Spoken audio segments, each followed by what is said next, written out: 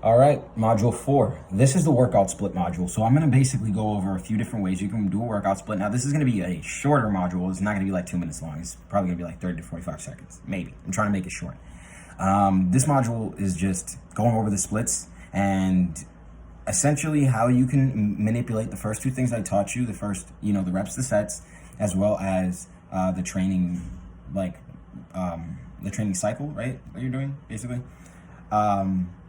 Take those, mend those into what your split is going to be. So for me, I do a shoulders every single day almost type split. It's basically a 3 days on, 1 day off split. I do chest and front delts, chest and rear delts. Then I do back and side delts, and then I do an active recovery day.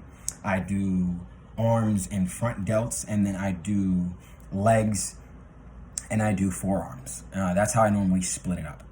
That's just to make sure I hit every single muscle group and I'm maximizing how much rest time I have. So I'll normally do like 3 days on, so day 1, day 2, day 3, active recovery, day 1, day 2, day 3, active recovery. The active recovery day is just to make sure that I'm hitting my cardio output, like the necessity I need for my cardio.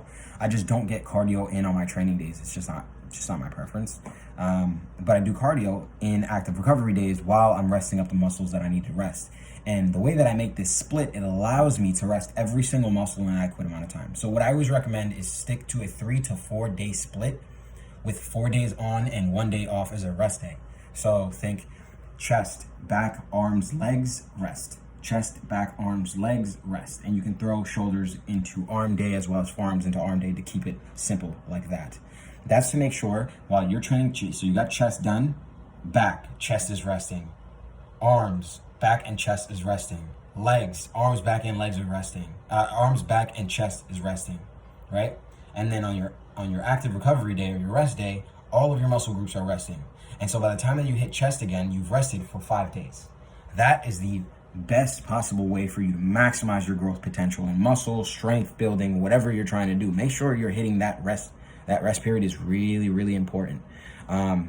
But if you're doing something like strength, you don't want as much rest. You want to be keeping the high intensity. So I would do, for strength, it's not that you wouldn't want as much rest, you just wouldn't want all the muscle groups getting all that type of rest. The way you would do it is a little bit different. So you would do like a full day split or like an upper lower split. So upper body, lower body, rest, and then you would do like 2 more rest days after that. So upper body, lower body, rest, upper body, lower body, rest.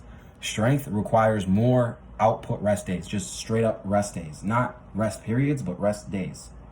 Because you're doing so much high intensity work, you need to throw in 2 to 3 rest days in between each high intensity training sessions. So if you do 4 sessions a week, you want to do those 2 training sessions. You want to do 1 training session, another training session, rest, another training session, another training session. That's how you want to do it. And only reason is because you want to be able to maximize your strength building. You want to make sure you want to maximize your gains. And if you are not recovering properly, you are not going to be able to perform to your optimum potential when you hit the next phase.